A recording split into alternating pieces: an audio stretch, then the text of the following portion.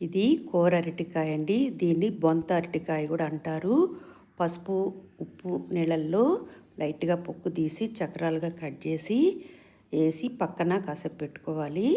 తెరమాత పెట్టుకొని ఈ కట్ చేసింది దాంట్లో వేయాలి. ఆ కట్ చేసిన దాంట్లోనే కొంచెం నెమ్మ ఉంటుంది. ఆ నెమ్మ సరిపోతుంది.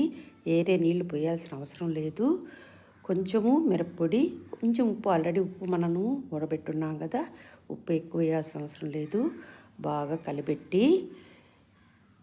కలిపెట్టిన తర్వాత దానికి మూత పెట్టి సిమ్లో 10 నిమిషాలు పెడితే సరిపోతుందండి. బాగా ఉడికిపోతుంది. తినేదానికి చాలా బాగుంటుంది.